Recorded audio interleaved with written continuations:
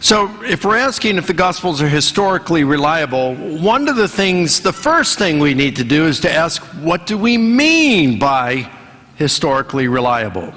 Când ne întrebăm dacă Evangheliile sunt de încredere din punct de vedere istoric, trebuie să definim termenul, ce înseamnă de încredere din punct de vedere istoric. My wife has a very good memory. Soția mea are o memorie foarte bună. She can remember all my failures from 30 years ago. Își poate aminti toate eșecurile mele din ultimii 30 de ani. So, but sometimes she doesn't remember correctly. Dar uneori nu își aduce aminte de ele într-un mod corect. So, does that mean she's not reliable? Dar asta înseamnă că ea nu este de încredere? I would say she's still reliable even though she's not correct all the time. Ar spune că este de încredere, deși s-ar putea să nu aibă dreptate în toate cazurile. So, how much percentage do you have to be correct in order to be reliable? Așa că ne întrebăm, care este procentul în care trebuie să fii corect ca să fii și definit de încredere? How much incorrectness can you be and still be reliable? Câtă incorectitudine ne putem permite și totuși să rămânem în zona de încredere? If you were 95% correct and 5% incorrect, would you still be reliable? Dacă ești corect într-un procent de 95% și incorect în proporție de 5%, mai ești în continuare de încredere? What if you were 85% correct and 15% incorrect? Would you still be reliable? Dar dacă ești 85% corect și 15% incorect, mai ești și în continuare de încredere? What if you were correct 95% of the time, but the 5% that you were wrong on was very important? Dar dacă ești corect cu privire la 95% din ceea ce spui, dar ești incorect cu privire la 5%, dar acel 5% este extrem de important. These are not easy questions to answer. Observați, astfel de întrebări nu sunt întrebări la care să putem răspunde într-un mod ușor. Also, as we get into this, I want to distinguish between what we mean by historically reliable and divinely inspired. Aș vrea să diferențiem între ce înseamnă de încredere din punct de vedere istoric și inspirat din punct de vedere divin. These are two separate questions. Sunt două întrebări diferite. The book of Psalms, Cartea Psalmilor, it is divinely inspired. este inspirată divin. Is it historically reliable? Este de încredere din punct de vedere istoric? No. Nu. Why? De Because ce? it's not historical literature. Pentru că nu este literatură istorică. It's psalms, it's songs, it's poetry. Sunt psalmi, cântări, e poezie. It's not that it's unreliable, Nu că nu este un text de încredere, but we wouldn't say it is historically reliable because it's not historical literature. dar nu am spune că e fundamentată istoric corect pentru că nu este literatură istorică. So to ask whether the book of Psalms is historically reliable is to ask the wrong question. Așa că dacă ne punem întrebarea dacă Cartea Psalmilor este de încredere din punct de vedere istoric, înseamnă că punem întrebarea greșită. It's like asking whether the color blue meets government regulations. E ca și cum Does the color blue meet government regulations? e ca și cum ne-am întrebat dacă culoarea albastră împlinește criteriile guvernului. It doesn't make sense. N-are logică. It's like, what does the color 9 smell like? Sau dacă ne-am întrebat cum miroase culoarea nouă. Or what is the square root of chicken? Sau care este rădăcina pătrată a puiului. So we don't ask whether the Psalms are historically reliable. These are divinely inspired, yes. Historically reliable, no. Observați, deci nu punem întrebări de acuratețe istorică într-o literatură poetică.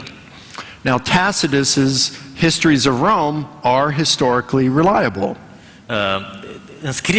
Relatările lui Tacitus sunt de încredere din punct de vedere istoric? But it's not divinely inspired. Da, dar nu sunt inspirate din punct de vedere divin. So something can be historically reliable, but not divinely inspired. Așadar, ceva poate să fie cu acuratețe istorică, dar să nu fie inspirat din punct de vedere divin. Something can be divinely inspired, but not historically reliable. Altceva poate să fie divin, inspirat, dar să nu fie neapărat de încredere din punct de vedere istoric. Something like the Bible could be divinely inspired and historically reliable. Biblia poate să fie inspirată divin și totodată să aibă un fundament de acuratețe istorică.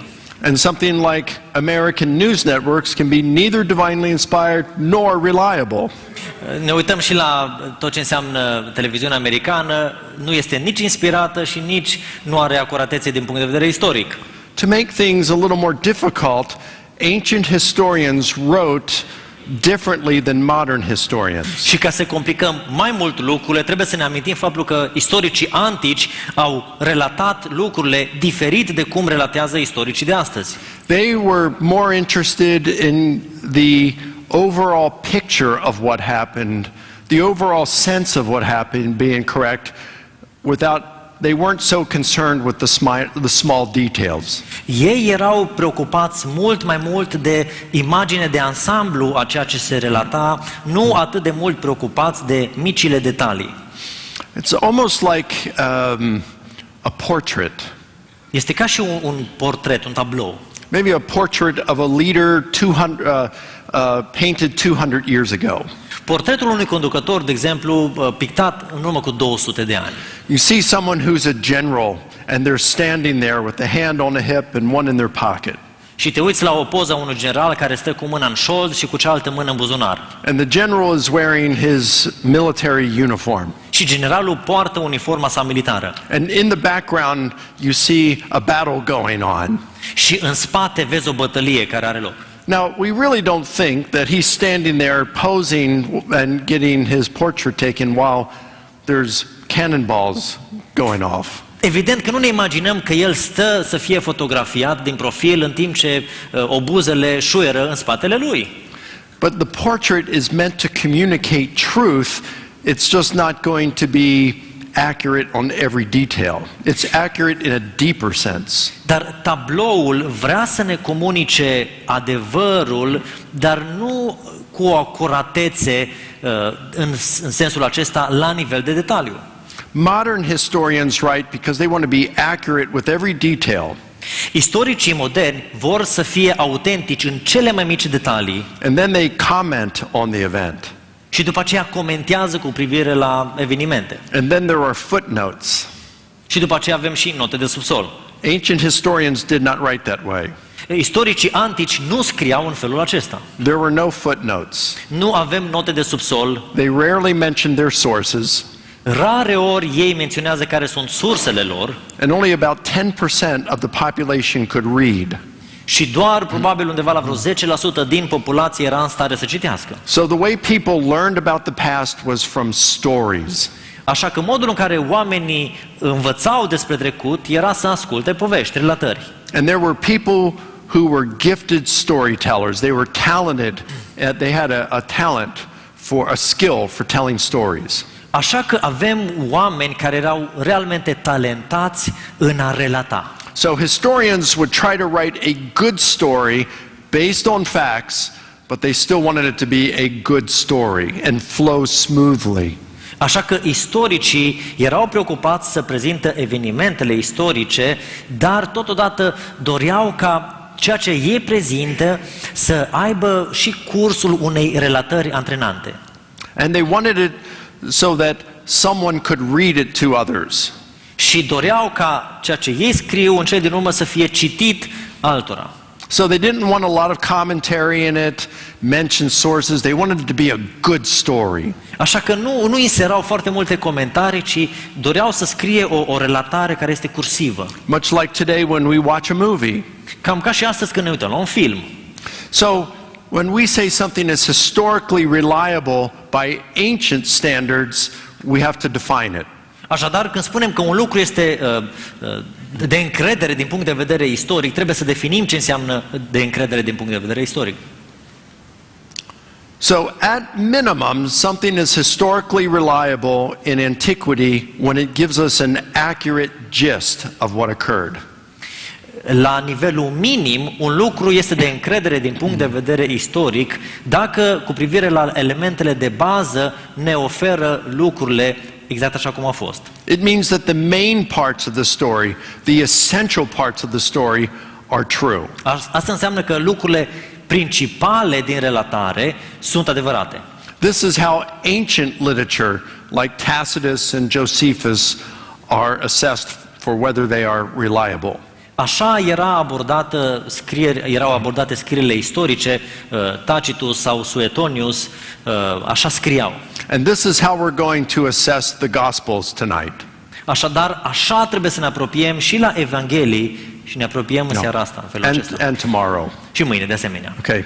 So, I'm not asking whether the Gospels are divinely inspired. Așadar, nu răspundem la întrebarea acum dacă Evangheliile sunt inspirate din punct de vedere divin. I believe that they are, but we're going to look at this just by facts, not by faith. Cred că sunt inspirate, dar acum aș vrea să ne focalizăm pe fapte, nu pe aspectele credinței. So, for me, faith is fine, and we all have to have faith, but I got to know that what I believe is true. Pentru mine credința este importantă, dar vreau să am certitudinea că ceea ce cred este și adevărat. So tonight I want to give 4 reasons to think the Gospels are historically reliable. Așa că în seara aceasta vreau să aduc 4 argumente pentru care credem că Evangheliile sunt de încredere din punct de vedere istoric. Number 1, the author intended to write an accurate account. Autorul a intenționat să înregistreze un eveniment autentic. Why think that? De ce ne gândim la acest lucru? For one, the Gospels are written in the genre of biography. Autorul a scris într-un gen pe care noi îl numim gen biografic. And biography, its objective is to report past events accurately. Și ca și biografii, o relatare trebuie să înregistreze și să prezinte evenimente istorice care sunt autentice. Now, the majority of New Testament scholars today, even skeptical ones, will say that the Gospels are biographies of Jesus. Majoritatea istoricilor, chiar și cei sceptici, recunosc faptul că Evangheliile sunt biografii antice cu privire la Domnul Isus. Let me give you some characteristics of ancient biography. Dați-mi voie să vă dau câteva caracteristici ale biografiilor antice. In ancient biography, there is a main character. În biografiile antice avem un personaj principal. In ancient histories are reporting an era, an event, or about a government. Istoria antică relatează o perioadă, un eveniment sau o anumită conducere. Thucydides wrote about that ancient war that lasted nearly 30 years. Tucidide a scris despre acel război antic ce a durat aproape 30 de ani. It's a history. Este o istorie. The book of Acts is a history of the church the first 30 years. Cartea Faptele Apostolilor este o istorie a bisericii în primii 30 de ani de existență. But a biography focuses on a single individual. Dar o biografie se focalizează pe un singur individ. And we have that with the Gospels. Și acest lucru îl avem în cazul Evangheliilor. In ancient biographies, they are concerned to talk about the ancestry, the family of the person. În biografiile antice există o preocupare în a prezenta linia genealogică a personajului principal. The ancient biographers usually skip the childhood of the main character and then jump forward from birth to when they started their public life.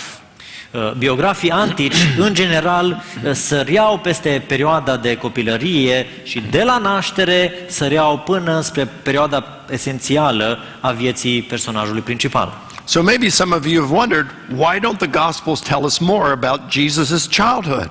Așa că poate vă întrebați, de ce nu ne spune Evangheliile mai mult despre perioada de copilărie a Domnului Isus? It's because it's ancient biography. Pentru că este o biografie antică. They weren't concerned with the person's childhood. Nu se focalizează o biografie antică pe perioada de copilărie. In ancient biography, the main subject's character is illuminated through their words and deeds. O biografie antică ne prezintă personajul principal care este scos în evidență prin învățătură și prin fapte. In other words, the biographer is going to choose the events in the person's life and the words that they said that tell the reader what kind of a person the main character was. Așadar, biograful selectează cuvintele și evenimentele din viața personajului principal și le prezintă într-un asemenea mod ca să se potrivească scopului scrierii acelui autor. The length of a biography was about the same. Lungimea unei biografii este cam aceeași. 10 to 25,000 words was average. În medie între 10 și 25.000 de cuvinte.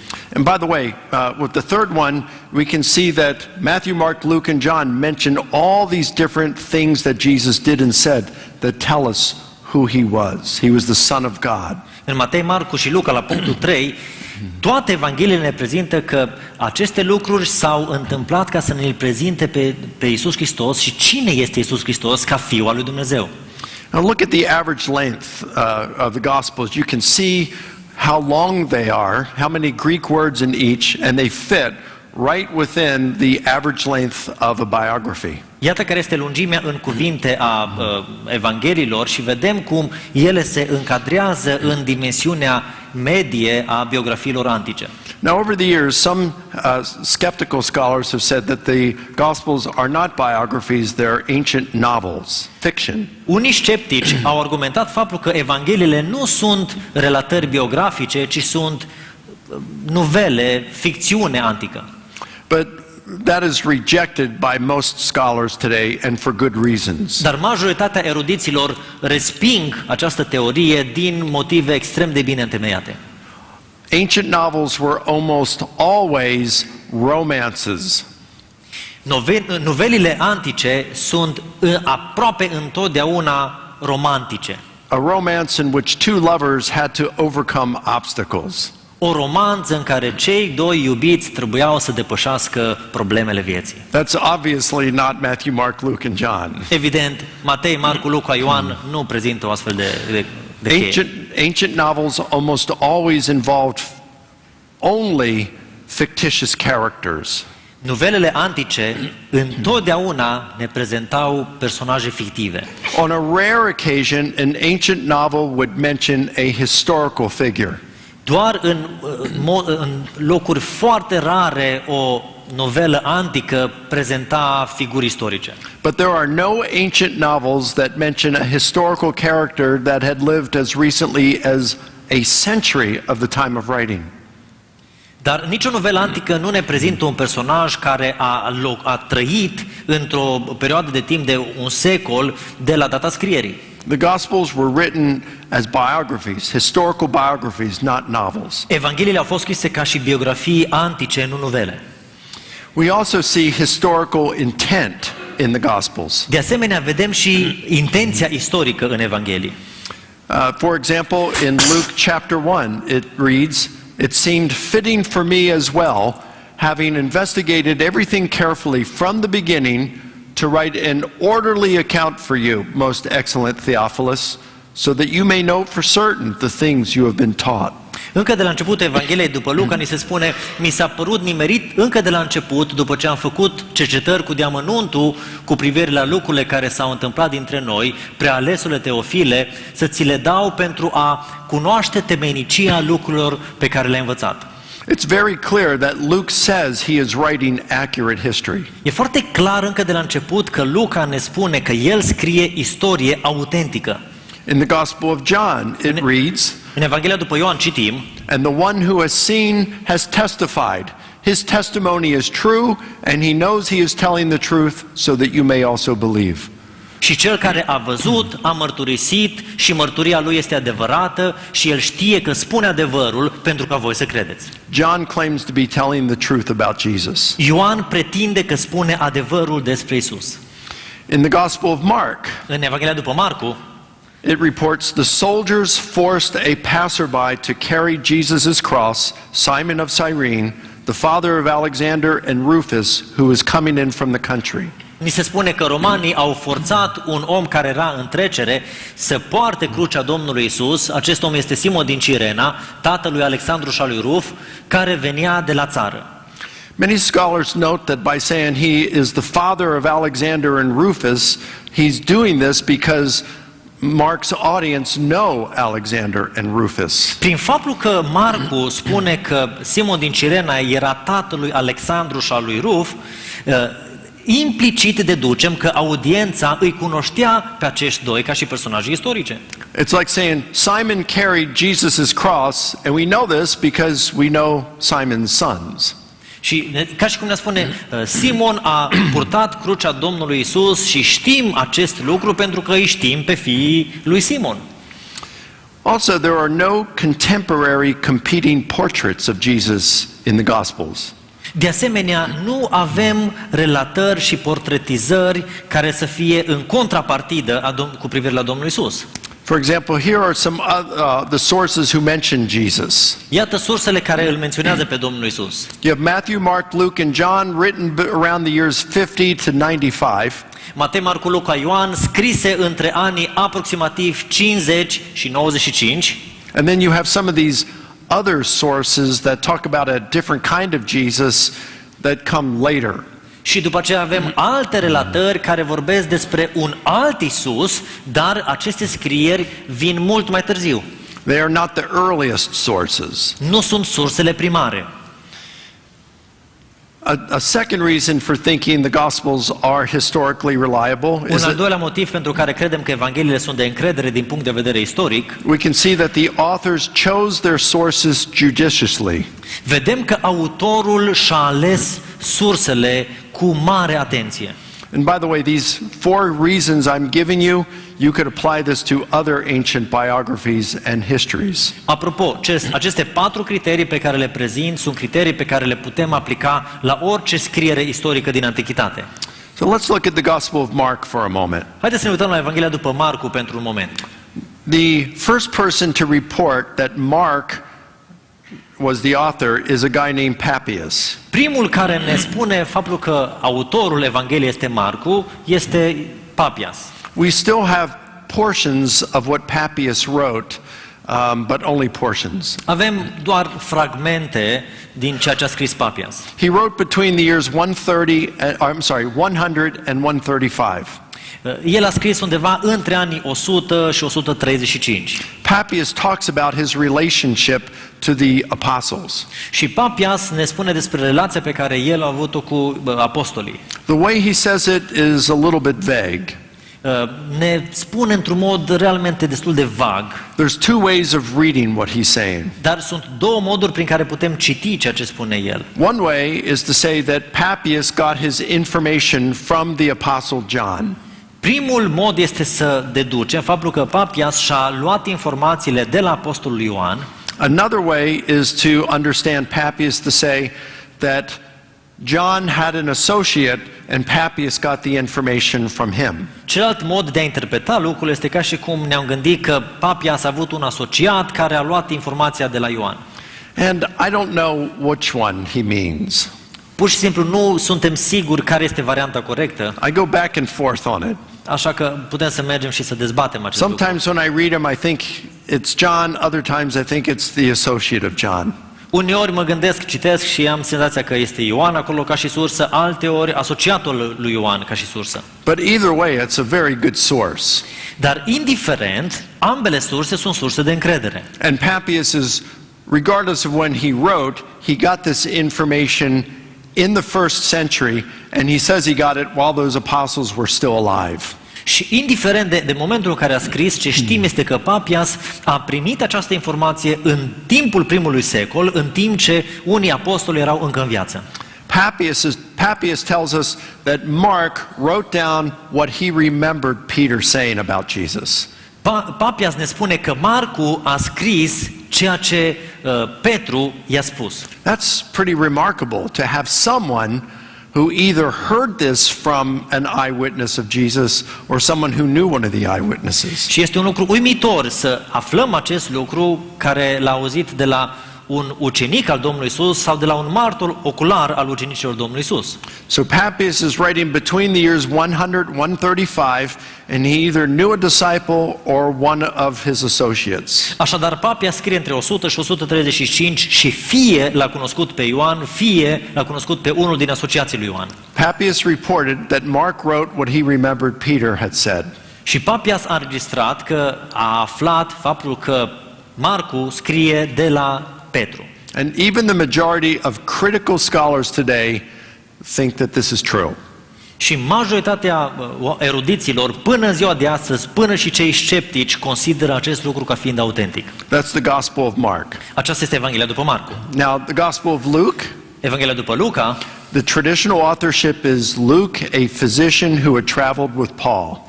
din punct de vedere al tradiției, Luca este un doctor care a călătorit împreună cu Apostolul Pavel. The majority of critical scholars today agree that the author had actually traveled with the Apostle Paul.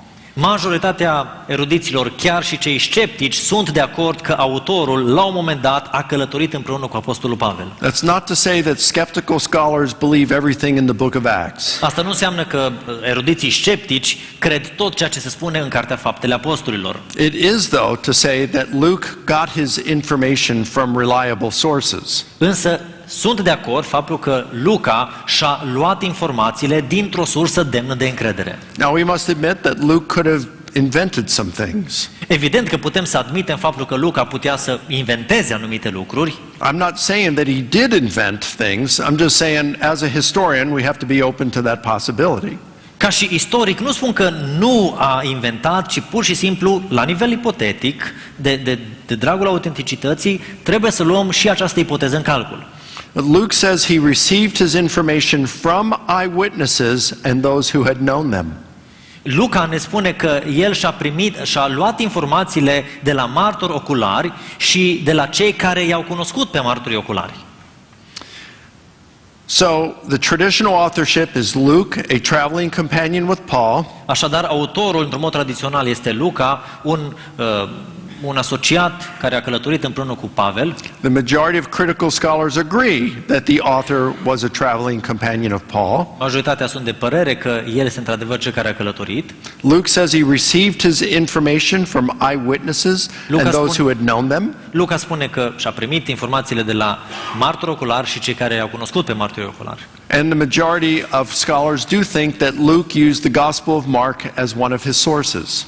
Și de asemenea agrem faptul că Evanghelia după Marcu este folosită ca și o sursă în sensul acesta. What about the Gospel of Matthew? Dar Evanghelia după Matei. This is the most difficult one of all of the Gospels. Dintre toate Evangheliile, Evanghelia după Matei este cea mai dificilă din punct de vedere istoric. The traditional authorship is Matthew, one of Jesus' 12 disciples. Din punct de vedere istoric, autorul este Matei, unul din ucenicii Domnului Isus, unul din cei 12. The early church fathers are unanimous that Matthew wrote it. Părinții bisericii sunt unanimi în a spune că Matei a scris această Evanghelie. They also agree that Matthew used Mark as one of his sources. De asemenea, ei consideră faptul că Matei l-a folosit pe Marcu drept sursă principală. But the majority of scholars today do not think that Matthew wrote it.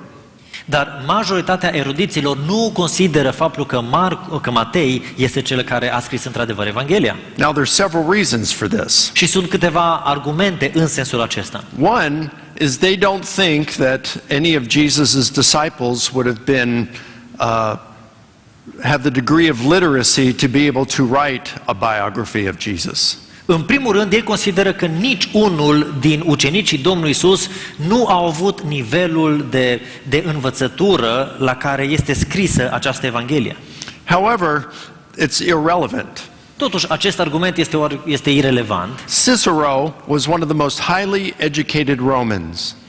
Cicero este unul dintre cei mai educați romani. Cicero had a secretary named Tiro. Cicero a avut un secretar numit Teron. At one point, Tiro was sick and went to another city to recuperate.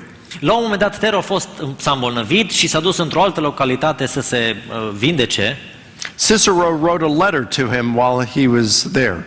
Cicero i-a scris o scrisoare în timp ce el era acolo and he said the Roman general Pompey came over to his house and had dinner with him. și a spus că generalul roman Papi a venit și au avut o masă împreună And he asked Cicero to read something to him he had recently written. și l-a rugat pe Cicero să îi spună care sunt ultimele lucruri pe care le-a scris. And Cicero said that I refused and told him that without you, Tiro, I am altogether dumb. Și i-am spus că am refuzat pentru că fără tine, Tero, sunt cu siguranță prostuți. It is known that Tiro took the writings of Cicero and made them much better. Și se cunoaște faptul că Tero a luat scrierile lui Cicero și le-a cosmetizat și le-a făcut mult mai bune. Then there's the Apostle Paul. Îl avem și pe apostolul Pavel. He was highly educated. Avea un nivel înalt de educație. Now, in at least 3 of his letters, he ends them by saying, I, Paul, write this greeting with my own hand. Cel puțin 3 din scrierile lui, apostolul Pavel spune, eu, Pavel, scriu aceste lucruri cu mâna mea. Which means he didn't write the rest of the letter.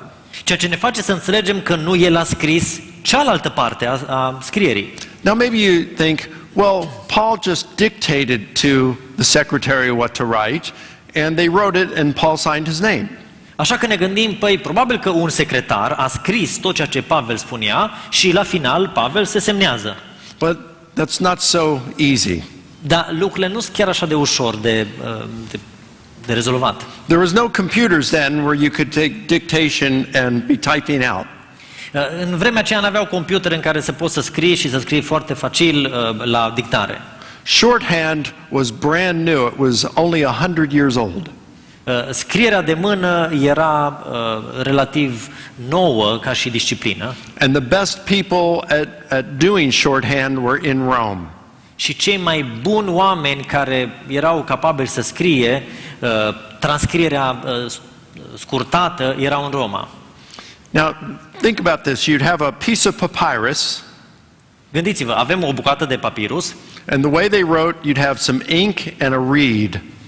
Și modul în care scriau era folosind o călimară cu cerneală și o peniță. So imagine writing down dictation. Haideți să ne imaginăm că scriem după dictare. If I gave you all a piece of papyrus, some ink and a reed, imagine that. Dacă v-aș da fiecăruia un papirus, o călimară și o pană de scris. All right, write down what I'm about to say to you. Și vă rog să scrieți ce vă spun. Paul, an apostle. Pavel, un apostol. 1 minute later. Un minut mai târziu. Of Jesus Christ. A lui Isus Hristos. 1 minute later. Mai trece un minut. By the will of God. Prin voia lui Dumnezeu. Period. Punct. To the church at Philippi. Către biserica din Filip. Can you imagine how long it would take? Vă imaginați ce mult timp îți ia să tot moi penița în cerneală? And how would you keep your thoughts? Și cum îți concentrezi, cum îți aduni gândurile? The way letters were written was you would have a secretary with a tablet with wax. Modul în care scriau, aveam un secretar care avea o tabliță de geară. The person would tell the secretary, I want you to write on these topics. Și autorul spunea secretarului, vreau să scrii despre aceste subiecte. The secretary would take notes. Secretarul lua notițe. And then the secretary would write the letter. Și după aceea secretarul scria scrisoarea. And then the person would read it and suggest any kind of edits. Și după aceea autorul citea ce s-a scris și sugera anumite editări. And then when it was correct, the person would sign their name. Și după aceea, la final, când totul era corect, autorul se semna la final. Now, what is the finest of all of the Apostle Paul's letters? Care este cea mai bine lucrată scriere din toate scrierile lui Pavel? Which one? Someone yell out to me. Hai să spune cineva. Romans. Romani. Right. Now, It's so superior to all the rest of Paul's letters. Cartea Romani este cu mult superioară tuturor celorlalte scrieri. Chapter 16, verse 22, Capitolul 16, versetul 22, I, Tertius, who wrote this letter, greet you in the Lord. eu, Terțiu, care am scris această scrisoare, te salut în numele Domnului. So Tertius did a whole lot more than take Paul's dictation. Deci Terțiu a făcut mult mai mult decât să scrie după dictare. Cicero had Tiro, Paul had Tertius. Cicero l-a avut pe Tero, Pavel l-a avut pe Terțiu. Now, if Cicero and Paul were highly educated and they used secretaries, Dacă Cicero și Pavel, având un nivel înalt de educare, au folosit secretari, wouldn't we expect Jesus' disciples, a fisherman and a tax collector, to use a secretary? nu ne așteptăm ca și ucenicii Domnului Isus, care erau, bună parte din ei, care erau pescari, și ei să folosească secretari? So it makes no difference that Matthew would not have been literate enough to write a biography. Așadar, nu contează nivelul de educare al lui Matei ca să fie acest element un argument împotriva scrierii lui Matei. So it could have been a secretary. He would have used a secretary, and that secretary would have known how to write well. Foarte probabil că a folosit un secretar și acel secretar știa cum să se scrie bine. What about the Gospel of John? Dar Evanghelia după Ioan. Well, the traditional authorship is John, one of the 12 disciples. Din punct de vedere tradițional, autorul este Ioan, unul din cei 12 apostoli. The early church fathers were almost unanimous that John wrote it. Părinții bisericii sunt în unanimitate de acord cu faptul că Ioan a scris. The majority of critical scholars today don't think that John, the son of Zebedee, was the author. Dar majoritatea criticilor și scepticilor nu sunt de părere că Ioan, fiul lui Zebedei, a scris această scriere. But they do think that whoever wrote John's gospel was either one of Jesus's minor disciples who had traveled with him, Ci consideră că probabil unul din ucenicii secundari care au călătorit împreună cu Domnul Isus este autorul acestei Evanghelii, or that the author used one of Jesus' disciples as his source. sau că autorul a folosit unul din ucenicii Domnului Isus drept sursă primară. Either way, the author of John's gospel was either an eyewitness or got his information from an eyewitness. Dar oricare ar fi teoria, cel care a scris această Evanghelie este un martor ocular sau primește informația primară de la un martor ocular. Either way, it's a very good source. Oricare ar fi teoria, ambele sunt surse demne de încredere. Another criticism of the Gospels is to say we don't know who wrote them because they're anonymous. Un alt argument împotriva istoricității Evangheliilor este acesta. Nu știm cine a scris Evangheliile pentru că Evangheliile sunt anonime. In our New Testaments today, it will say the Gospel according to Matthew, the Gospel according to Mark, etc., etc. În textul Noului Testament noi avem Evanghelia după Matei, Evanghelia după Marcu și așa mai departe.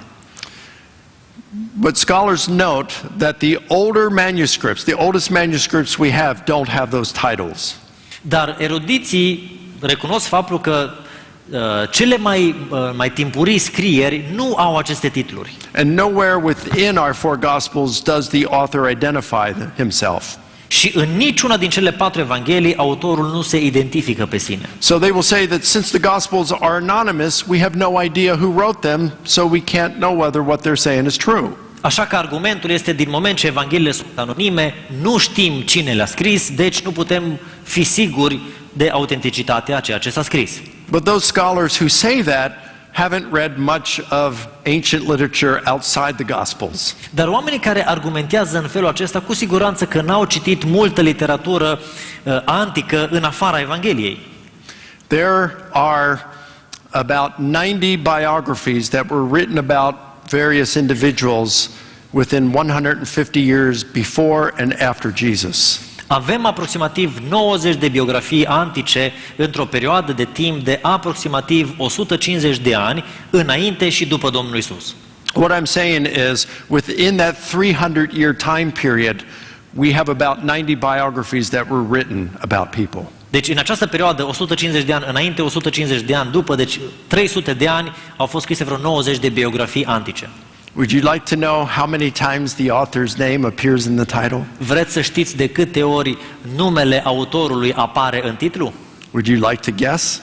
Vreți să ghiciți? What do you think? Ce credeți? Huh? You said none? None. You're right. Zero.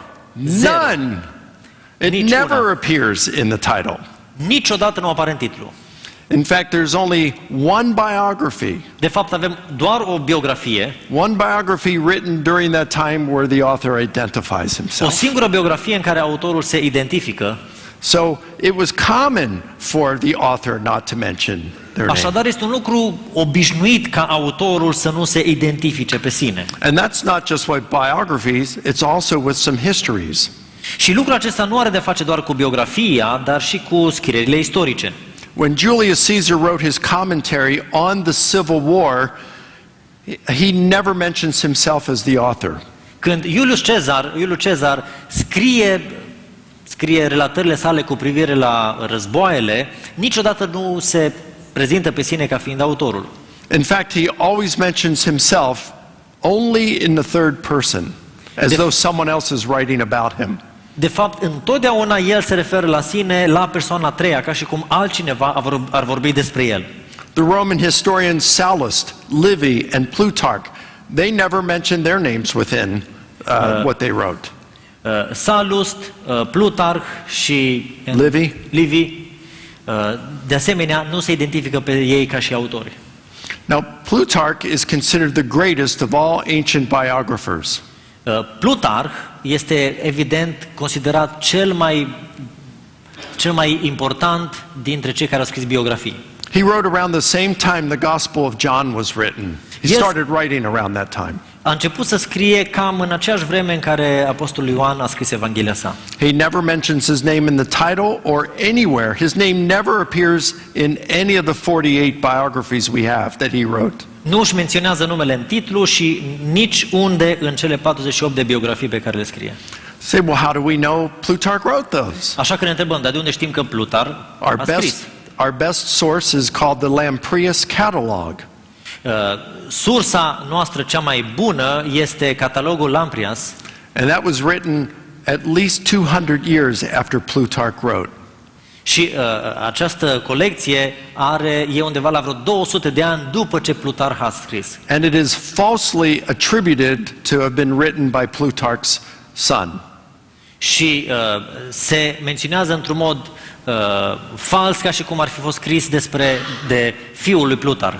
And it also includes, the Lamprias Catalog includes all the writings attributed to Plutarch.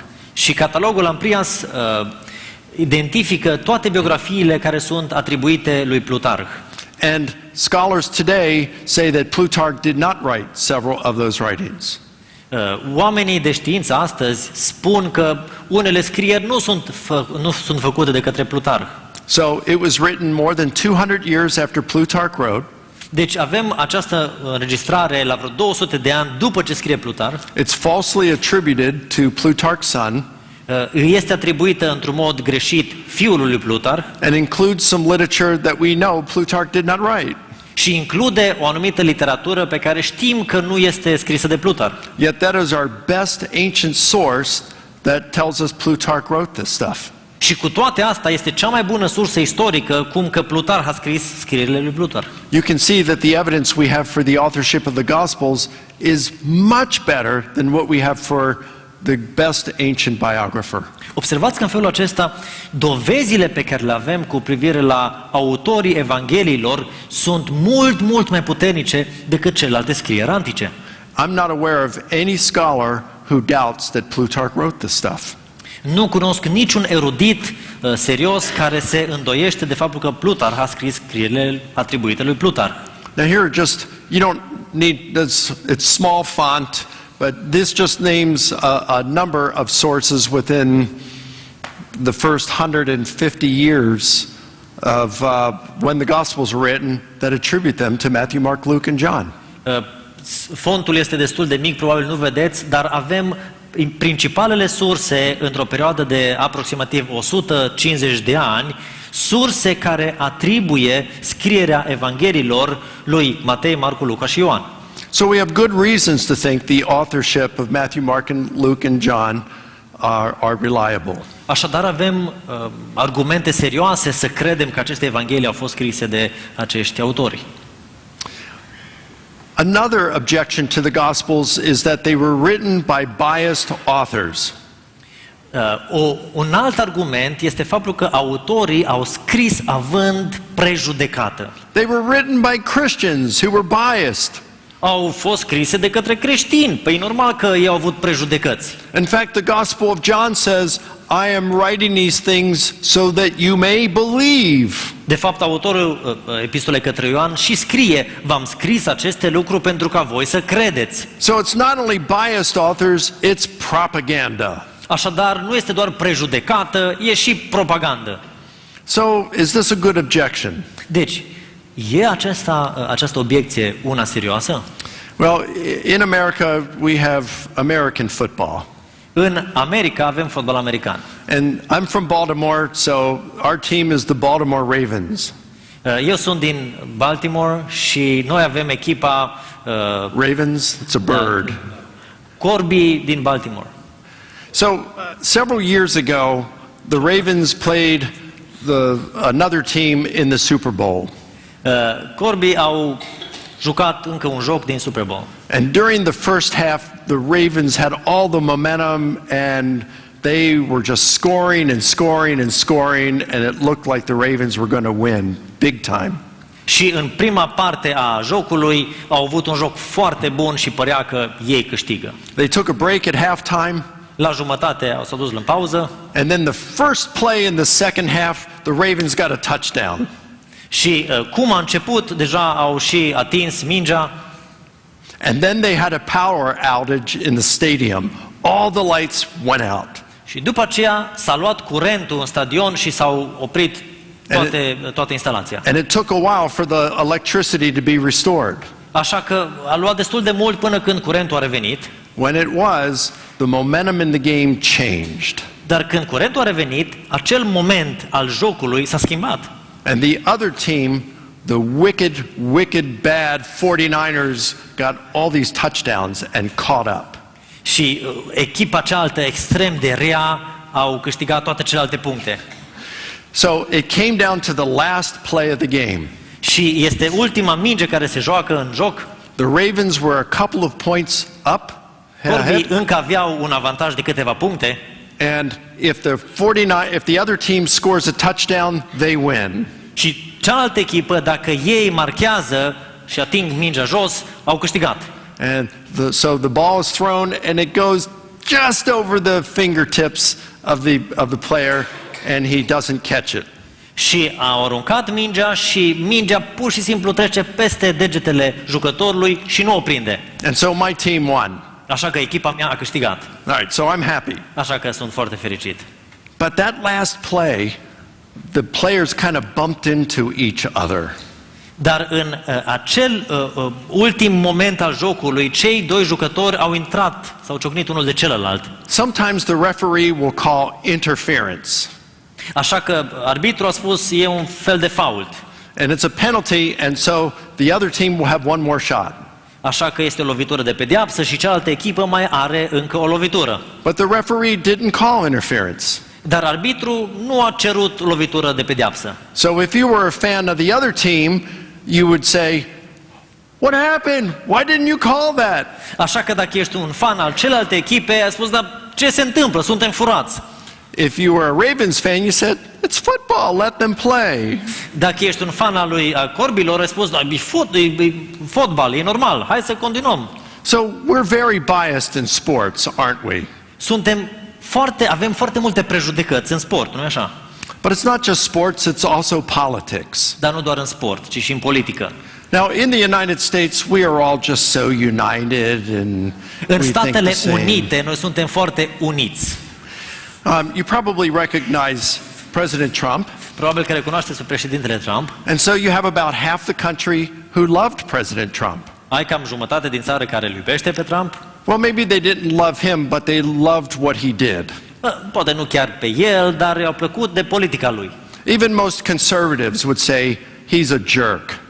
Chiar și cei mai conservatori au spus nu-i tocmai bun și nu folosesc cuvântul.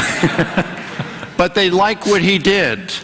Dar i-au plăcut politica lui. He was very conservative. Era foarte conservator. A lot of courts, universities were taking Christian ministries and kicking them off campus. În multe procese de judecată au fost universități care au dat afară creștini. They were saying, if you do not allow LGBTQ to serve on your leadership, you can't be on campus. Spunându-le, dacă nu acceptați ca membrii din comunitatea LGBTQ+ să fie parte din echipa voastră, vă dăm afară. The campus ministries would say, we want LGBTQ to come and attend, but they cannot be on leadership. Și conducătorii acestor universități creștine spuneau, îi acceptăm pe cei din comunitatea LGBTQ să vină să învețe la școlile noastre, dar noi putem pune în poziții de conducere. So the universities would boot the Christian ministries off campus. Așa că universitățile i-au dat afară pe lucrătorii creștini. President Trump appointed judges that were conservative and overruled that and made the universities bring the ministries back on. Așa că președintele Trump a numit judecători care aveau valori conservatoare și la un alt proces de judecată au întors decizia judecătorilor. He appointed Supreme Court justices that reversed some of the laws on abortion. A numit până la Curtea Supremă magistrați care au schimbat legile cu privire la avort. But President Trump was still not a very nice guy. Dar cu toate astea nu-i tipul cel mai drăguț. So you have these news networks in the United States. Așa că ai aceste companii de publicitate, de știri. If you have most of them are on the left. Majoritatea sunt în spectrul de stânga politică. And the ones on the left would report all the bad things that Trump did, but none of the good things. Și cei din spectrul de stânga politică spuneau toate lucrurile rele pe care Trump le-a făcut, dar nu spuneau nimic din lucrurile bune. And the news networks on the right would report all the good things he did, but not any of the bad things. Și cei din dreapta spuneau doar lucrurile bune pe care le-a făcut, dar nu menționau greșelile. Those on the left would make up things such as Trump colluded with the Russians. Cei din stânga inventau lucruri ca și cum Trump s-a aliat cu rușii. So it was a matter of your bias. Așa că discuția era într-o cheie de ai prejudecăți. If you did not like Trump, you believed the reports, the bad reports. Dacă nu-ți plăceai de Trump, îți plăcea acele relatări negative despre Trump. If you liked Trump, you did not believe the bad reports. Dacă îți plăcea de Trump, nu acceptai rapoartele negative cu privire la Trump. Whether it's sports or politics, we are all biased. Așadar, sport, politică, cu toți avem prejudecăți. So of course we're going to be even more biased when it comes to religious things. Dar când e vorba de religie, avem mai mari prejudecăți. Gert Ludemann was an atheist New Testament scholar. Gert Ludemann a fost un sceptic, un ateu al studiului Noului Testament. He recently died. A murit recent. He wrote 2 books on the resurrection of Jesus. A scris 2 cărți despre învierea lui Isus. The first he wrote in the 1990s. Prima carte a scrisă în anii 1990. And then he wrote one in 2004. Și a doua carte în 2004. In the 2004 book, he refers back to the earlier one. În cartea din 2004 face referire la prima carte. And he writes this. Și scrie următorul lucru. Its aim was to prove the non-historicity of the resurrection of Jesus and simultaneously to encourage Christians to change their faith accordingly. Scopul lui este să dovedească încă o dată faptul că învierea Domnului Isus Hristos nu este istorică și totodată să încurajeze creștinii să își schimbe credința lor în conformitate cu acest fapt. So, he had a bias, didn't he? Așadar avea o prejudecată, nu-i așa? He had an agenda. He wanted to convince Christians to give up faith in Jesus. Avea o agendă, dorea să îi determine pe creștini să renunțe la credința lor în Isus Hristos. So, if John was writing so that we may believe, he was writing so that we may not believe. Așa că dacă Ioan scrie ca noi să credem, acest Domn scrie ca noi să nu credem. Wouldn't you say that's propaganda just as much as the Gospels? Nu ai spune că aceasta este propagandă, la fel de bine cum spui că Evangheliile sunt propagandă? Perhaps you've heard of Richard Dawkins. Probabil că ați auzit despre Richard Dawkins. He's a militant atheist who used to teach at Oxford. Este un ateu militant care preda la Oxford. Several years ago, he wrote a book.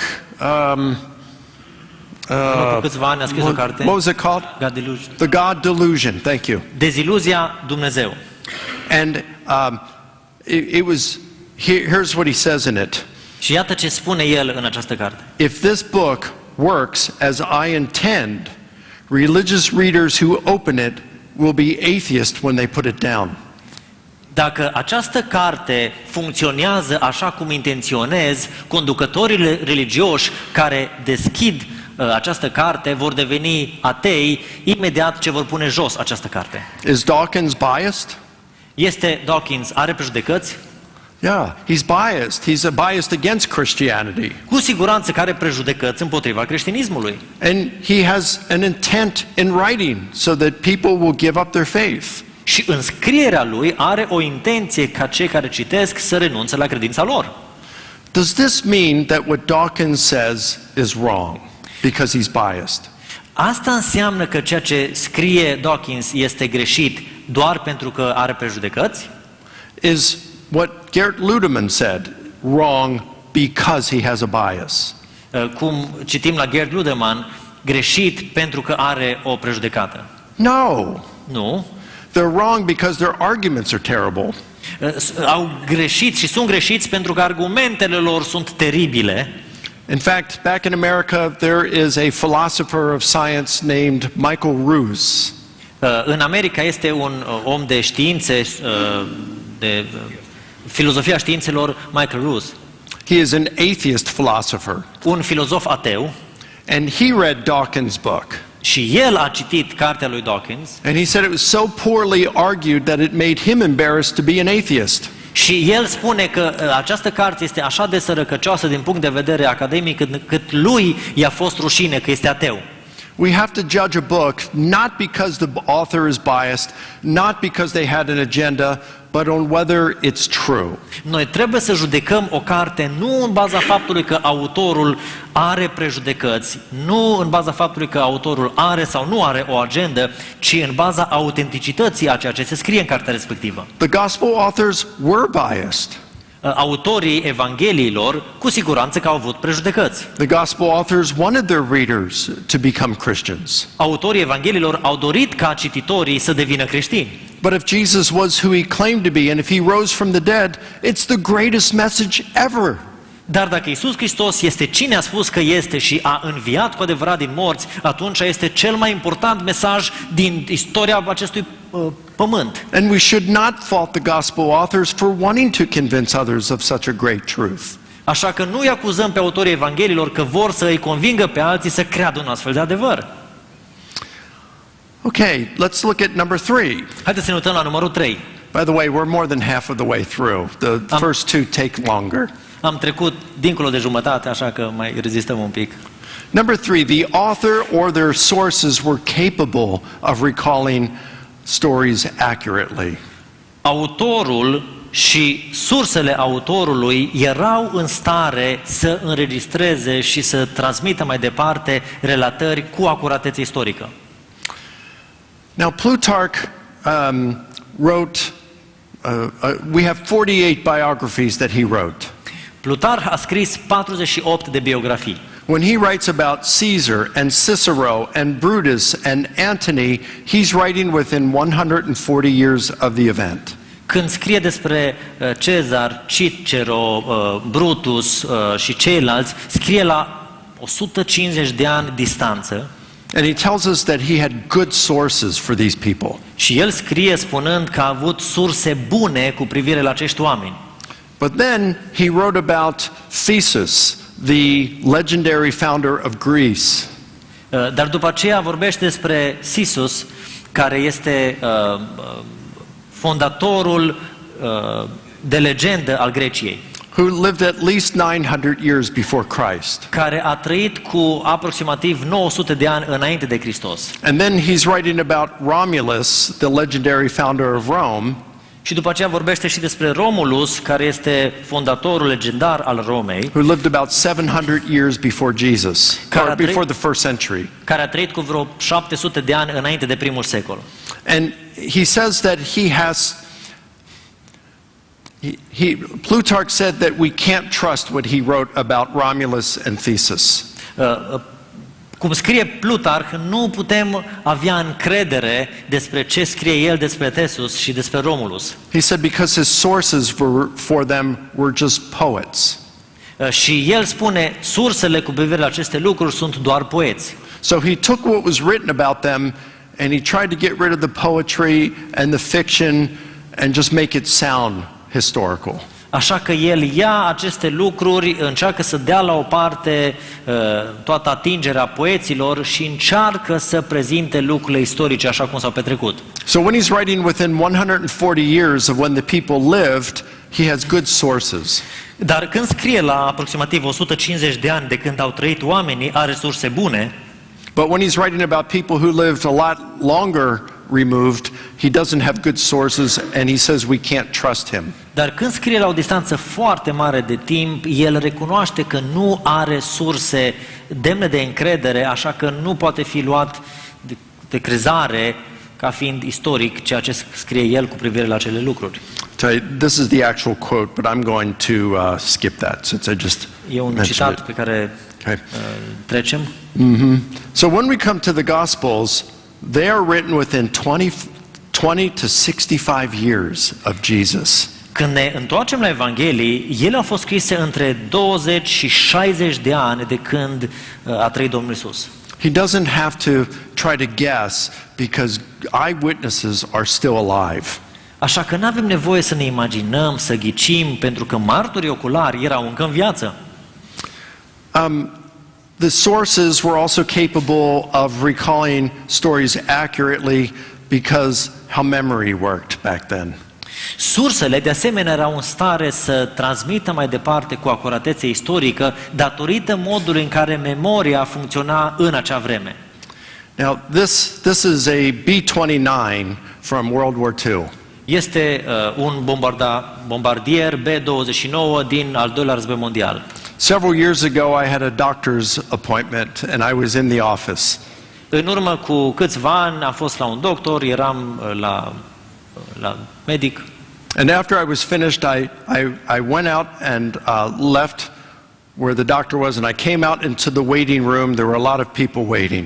Și după ce am ieșit din cabinetul medicului, erau mulți oameni care așteptau acolo pe hol. And just as I was walking out to leave, I saw a very old man, and he was wearing a baseball cap, and it had a B-29 on it.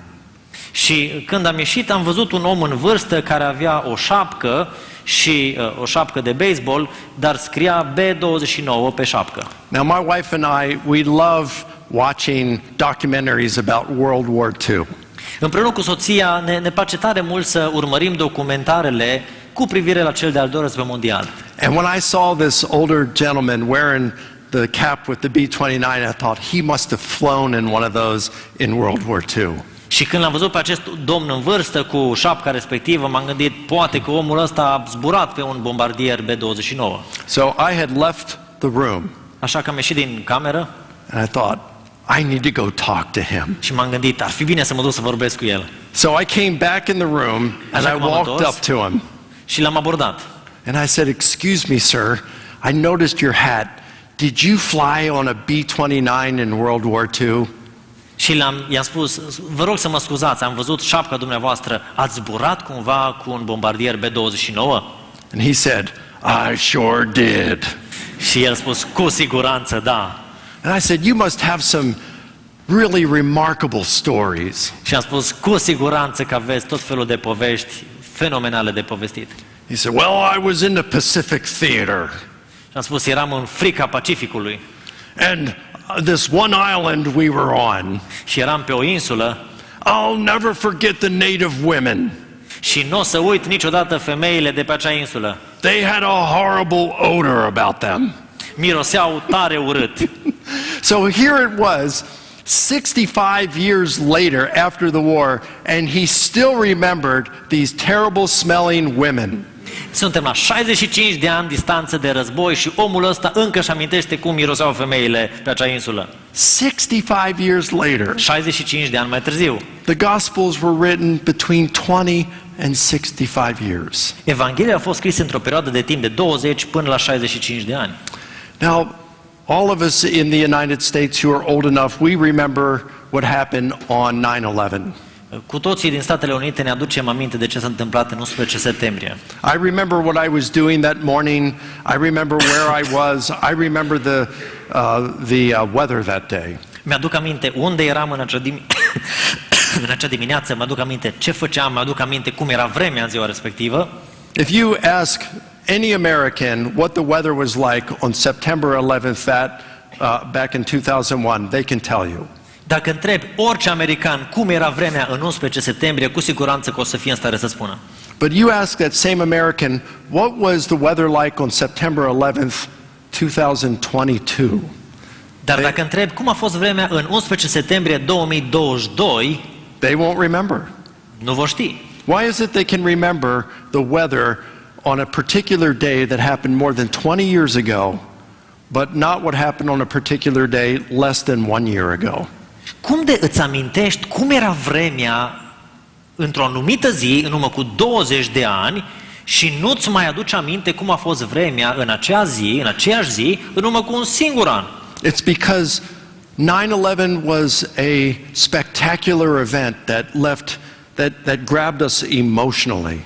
Pentru că evenimentul din 11 septembrie a fost un eveniment spectaculos care ne-a amprentat din punct de vedere emoțional. Those of us who were alive at the time, we will never forget that day. Și cei care am în viață și suficient de maturi în acea vreme, nu vom uita acea zi.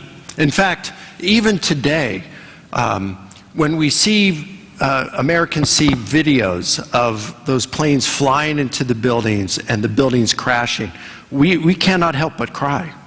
Până în ziua de astăzi, dacă vedem documentare și video cu acele avioane care intră în clădire și în acele clădiri și clădirile se prăbușesc, suntem năpădiți de lacrimi. And the reason is because we remember what it felt like to us when we saw that. Și motivul este că ne aducem aminte ce am simțit când vedeam acele lucruri live. It impacted us deeply. A avut un impact profund în viața noastră. Americans were involved in Vietnam. Americanii au fost implicați în Vietnam. There was a movie made several years ago, We Were Soldiers. În urmă cu câțiva ani s-a făcut un film intitulat Am fost soldați. And from what I've read, it was a very accurate depiction of the beginning of America's involvement in the Vietnam War. Și din câte înțeleg, este o portretizare foarte fidelă a primei părți a invaziei americanilor în Vietnam. It was the first time American troops faced North Vietnamese troops, and it occurred over a 3-day period. Este pentru prima dată când soldații americani au ajuns față în față cu soldații vietnamezi și au fost bătălii timp de 3 zile. So there were many Americans that were killed and wounded during that period. Au fost foarte mulți soldați omorâți și răniți în acele zile. One of the soldiers who was there was a photographer, a reporter. Unul din soldații care erau acolo era un fotograf, un reporter. His name was Joe Galloway. Numele lui era John Galloway. And I later was watching a documentary on Vietnam, and Joe Galloway commented on his experience there. Urmăream un documentar cu privire la războiul din Vietnam și John Galloway își prezenta experiența sa din război. And one thing he said really grabbed me. Și un lucru care l-a spus realmente m-a surprins. He said, I left that landing zone X-ray battlefield knowing that young Americans had laid down their lives so that I might live. They had sacrificed themselves for me and their buddies. What I was learning was that there's some events that are so overwhelming that you can't simply be a witness. You can't be above it. You can't be neutral. You can't be untouched by it. Simple as that. You see it, you live it, you experience it, and it will be with you all of your days. Am părăsit acea zonă de război, știind că tinerii americani și-au dat viața pentru ca eu să trăiesc. Ei s-au sacrificat pentru mine și pentru prietenii lor. Ce am învățat a fost că sunt anumite evenimente care sunt de-a dreptul copleșitoare, la care nu poți să fii doar un simplu martor. Nu poți fi peste acele evenimente, nu poți fi neutru. Nu poți să rămâi neatins de ele.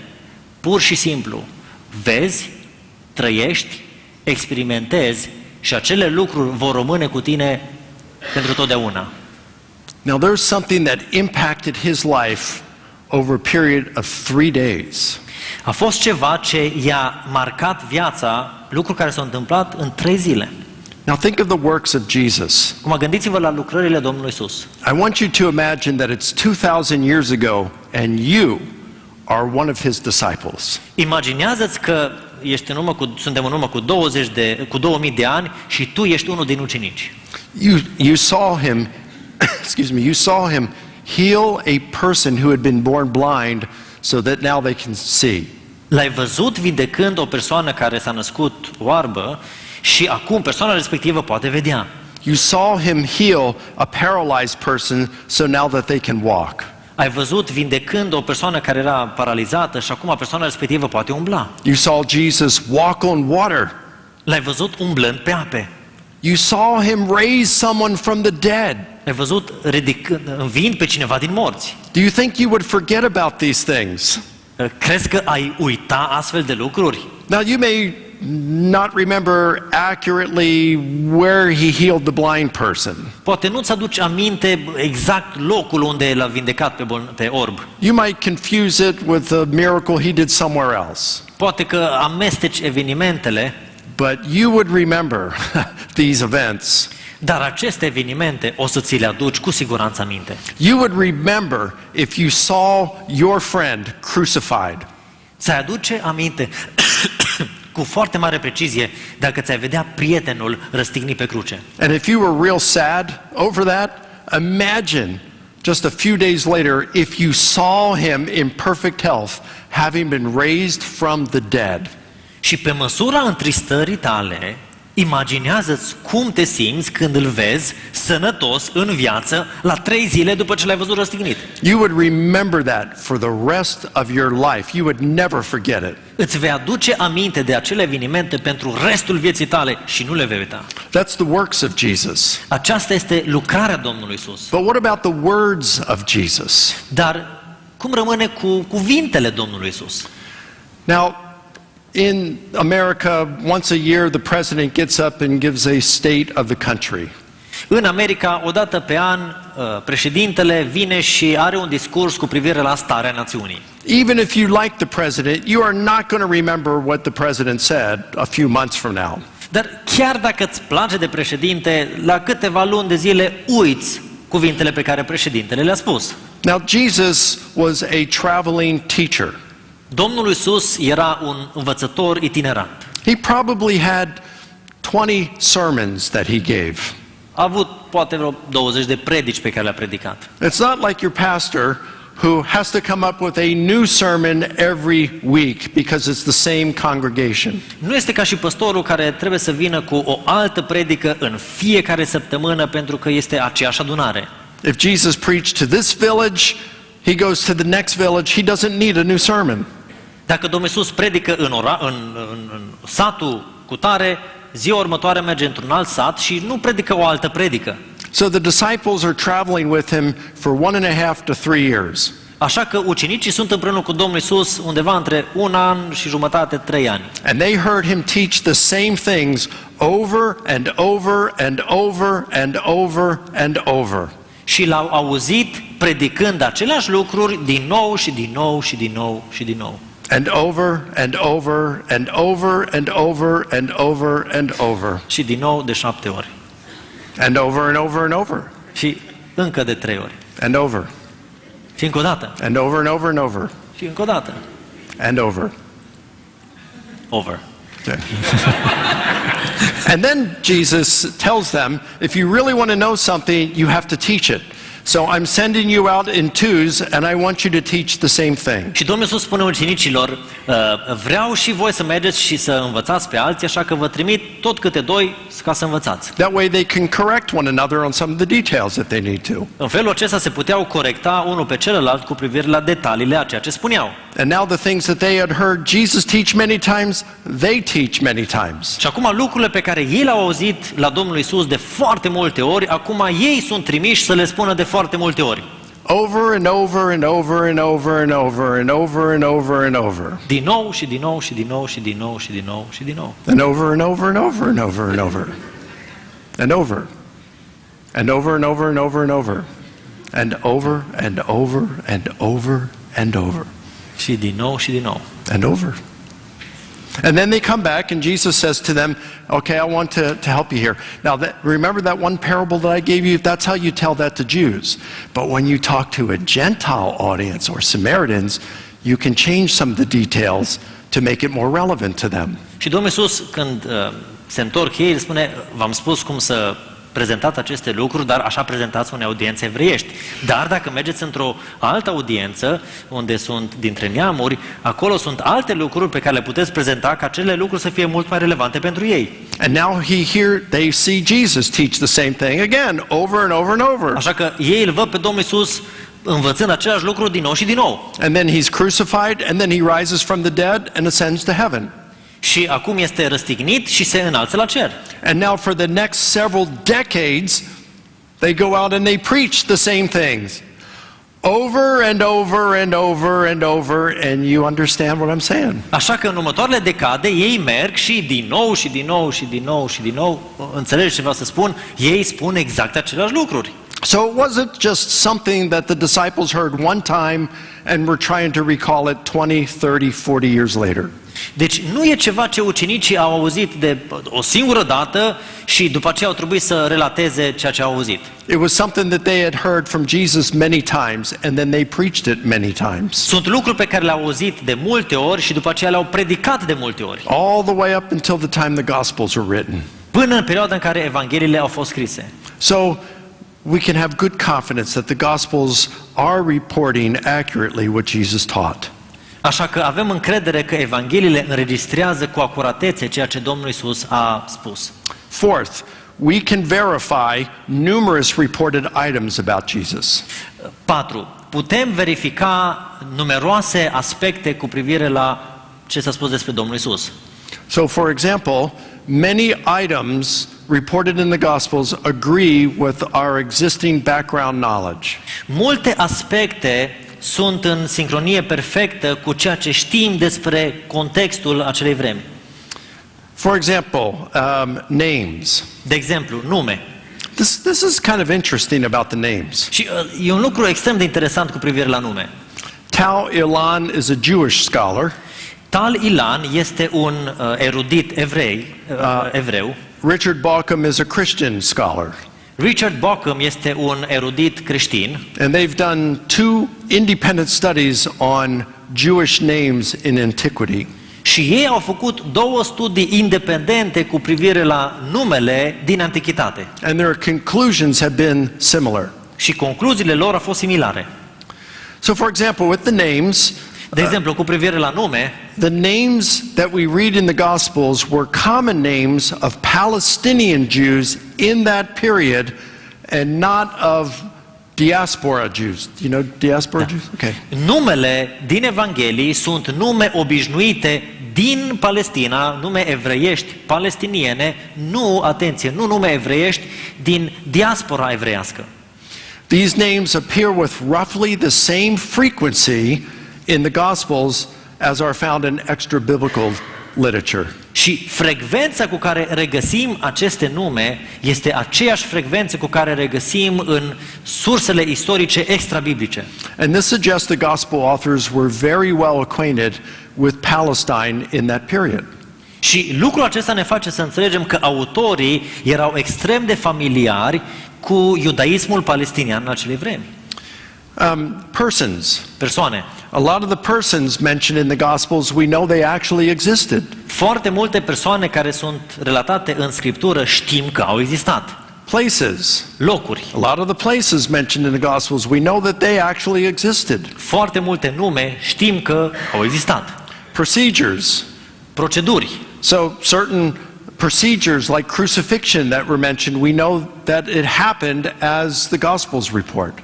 Procedeul de răstignire, știm că s-a întâmplat așa cum se întâmpla. We also know that people, even Jews in Jerusalem, once they were crucified, they received in Jerusalem a proper burial. De asemenea, știm că evreii din Ierusalim care erau răstigniți aveau parte de o înmormântare cum se cuvine. Outside of Jerusalem, În afara Ierusalimului, like in Rome or anywhere else in the Roman Empire, în Roma sau alte părți ale Imperiului Roman, the Jews who were executed were just thrown into a pit.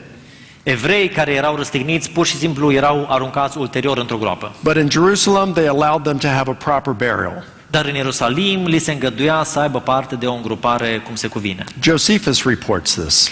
Iosefus de asemenea scrie despre acest lucru. So, which confirms the proper burial of Jesus in the Gospels. Ceea ce confirmă că relatarea îngropării a Domnului Isus este istorică. We can also, as we talked about in the first lecture, we can confirm many items about Jesus that are reported in the Gospels. Așa cum am văzut în prima secțiune, sunt foarte multe aspecte pe care le putem corobora și verifica cu privire la Domnul Isus. So let's summarize what we've discussed. Așadar, haideți să sumarizăm ceea ce am discutat până acum. Historically reliable means at the very minimum it gives us an accurate gist of what occurred. Cu acuratețe istorică, pornind de la elementul minim, înseamnă că sunt lucruri care ne oferă cu fidelitate o relatare a evenimentelor care s-au întâmplat.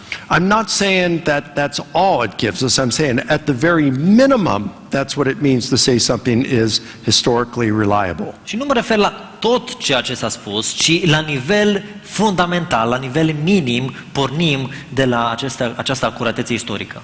And in this lecture, I've given us 4 reasons for thinking the Gospels are historically reliable. Și în această sesiune am dat 4 motive pentru care considerăm că Evangheliile sunt surse demne de încredere. Number 1, the historical intent is there. They intended to write accurate history. Avem un aspect istoric intențional. Au dorit să scrie intenționat evenimente istorice. Number 2, the author showed good judgment in his choice of sources. În al doilea rând, autorii arată o selecție înțeleaptă a surselor lor. Number 3, the authors were capable of reporting accurately. Numărul 3, autorii au fost capabili să înregistreze într-un mod autentic ceea ce se relatează. And number 4, we can verify a number of items about Jesus reported in the Gospels. Și 4, putem verifica foarte multe aspecte cu privire la Domnul Isus din contextul Evangheliilor. So for these reasons and for some others that I just don't have time to mention, I think that the Gospels are historically reliable biographies of Jesus. Deci pentru aceste motive și pentru multe altele pe care nu am timp acum să le expun, credem că Evangheliile sunt scrieri istorice autentice. This does not mean that we can verify everything in the Gospels. Asta nu înseamnă că putem verifica totul din Evanghelii. It doesn't mean that we can show that everything in the Gospels is true or that there are no false things in the Gospels. Nu înseamnă că din punct de vedere istoric putem să dovedim că totul este adevărat și că nu sunt lucruri false din punct de vedere istoric. But it does provide us gives us reasons for trusting that what the Gospels say about Jesus is true. Dar aceste lucruri ne dau fundamentul de încredere necesar în apropierea noastră de Evanghelii ca fiind surse istorice demne de încredere. It is reasonable to believe the Gospels. It is reasonable to be a follower of Jesus. Este rezonabil în sensul de este rațional să credem în Evanghelii și să fim ucenici ai Domnului Isus. Now there's much more we can say. There's things that I'd love to share with you that I just won't have the time to this weekend, but I have a YouTube channel, and that YouTube channel has over 400 videos that I've created. A lot of I have about 3 dozen debates, public debates I've done. Most of them you can view on my channel. You would just go to my YouTube channel and then look under playlists and look debates, and you can see me debating some of the top skeptics and Muslims in the world. I also have a number of lectures that you... Oh, I need you to... Sorry. Enough. Yeah. Nu am timp să dezbat acum multe alte aspecte pe care aș vrea să le împărtășesc cu dumneavoastră în cursul acestui weekend, dar dacă intrați pe linkul meu de YouTube, pe pagina de YouTube, aveți undeva la vreo 400 și de videoclipuri, de asemenea sunt undeva spre 20 și ceva, 30 de dezbateri cu probabil unul dintre cei mai feroce atei sau sceptici din lume de astăzi, dezbateri care au avut loc și care sunt înregistrate, le puteți găsi acolo pe canalul de YouTube. So go to youtube.com/Mike Licona official. youtube.com/Mike Licona official. And that's all I have for you tonight. Thank you so much for your kindness. Atâta pentru seara asta. Mulțumesc tare mult pentru bunătatea voastră, pentru găduința dumneavoastră. And now we're going to Q&A. Oh, sure. Yep. Yeah. Hey, while they're setting it up, let me take a picture of you. I want you to wave at me, okay? Let's see. Gonna be able to get you in, all of you in. All right, go ahead. Give me a wave.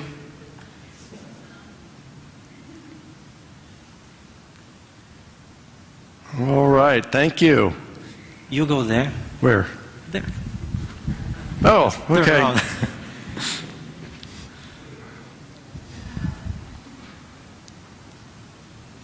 Oh, it's on...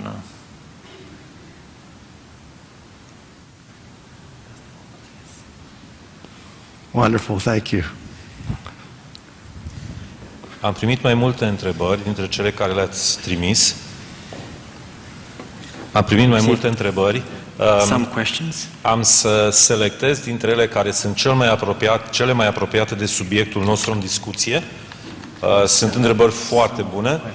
Unele se suprapun, de aceea am să prezint doar una dintre ele. Una dintre întrebările sună așa. La analiza acurateții cuvintelor, după clasificarea A, B, C, D, am văzut procentajele unor epistole de apostolului Pavel. Ne puteți spune un procentaj corespunzător pentru Evanghelii? Good question, but no, my wife didn't take that long to get ready for church.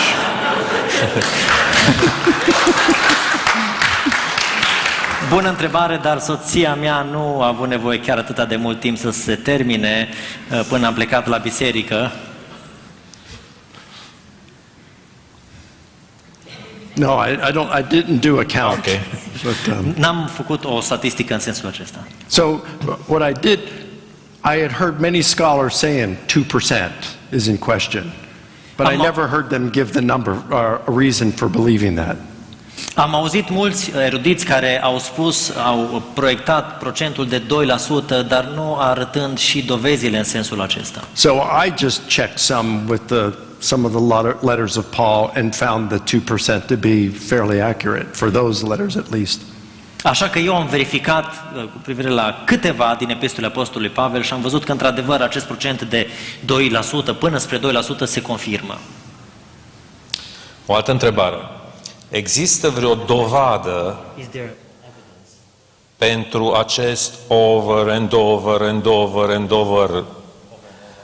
Sau este doar ceva plauzibil?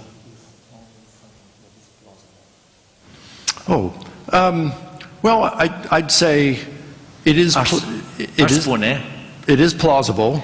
Este plauzibil. But we do know how teachers, both Greek and Jewish teachers, would teach. Dar știm modul în care învățătorii, atât evrei cât și neevrei, învățau. Students of their rabbi would be tasked with memorizing a lot of what they were taught. Studenții rabinilor li se dădea temă de casă să memoreze foarte mult din ceea ce li se spunea. And then they would be tasked to be able to repeat those and do so even in their own words. Și după aceea erau puși să repete și de asemenea și să explice în propriile lor cuvinte ce au învățat. And of course they are traveling with Jesus, so they would have heard it. We wouldn't think that he would have to come up with a new sermon every village, right? Așa că plecăm și de la faptul că ei îl însoțeau pe Domnul Isus în călătoriile lui, așa că nu trebuie să ne gândim de faptul că Domnul Isus avea câte o predică nouă în fiecare sat nou. So it's plausible. Este plauzibil. And we know how students of Jewish rabbis and students of Greek philosophers learned and taught. Dar de asemenea știm și modul în care rabinii evrei și învățații greci își învățau studenții. Următoarea întrebare. Care credeți că ar fi motivele pentru care nu avem niciun manuscris original? Well, Papirusurile it didn't last a long time typically. Nu sunt foarte rezistente în timp, în mod obișnuit. It became very fragile and would break into pieces. Sunt, ca și suport de text, sunt foarte fragile și se fărâmițează. One of the experts on the Dead Sea Scrolls talks about how worms would eat away at the papyrus. Unul din experții cu privire la sururile de la Marea Moartă a vorbit despre modul în care viermii mâncau papirusurile. We only have, in the Dead Sea Scrolls, we only have 2 paragraphs that exist of 1st and 2nd Chronicles. Cu privire la sururile de la Marea Moartă avem doar 2 paragrafe care au mai rămas din 1 și 2 Cronici. And he said, if one more worm and we wouldn't have 1st and 2nd Chronicles in the Dead Sea Scrolls. Și rabinul a spus, mai un viermișor dacă mai aveam, n-am fi avut nimic din 1 și 2 Cronici. So that's why we have a lot of copies. De aceea avem foarte multe copii. And then later on, the Christians invented the book, by the way. Și după aceea, plecând și de la premiza faptului că creștinii de fapt au inventat forma de carte, everything was on scrolls for a while. Totul era pe suluri. And then the Christians came up with what was called the codex. Și creștinii au venit cu ideea de codex. Pieces of leather, thin pieces of leather that they would write on, and this would last much longer. Bucăți de piele pe care au scris și aceste bucăți rezistau mult mai mult. And the world caught on and began using codices. Așa că ideea aceasta a prins contur și oamenii au început să folosească formatul de codex. O altă întrebare care, de fapt, adună în ea încă 2 sau 3 întrebări pe aceeași temă care a fost pusă. Am să o citesc doar pe aceasta. Există surse credibile sau atestate din punct de vedere istoric care să dovedească că Evangheliile ar fi putut fi corupte?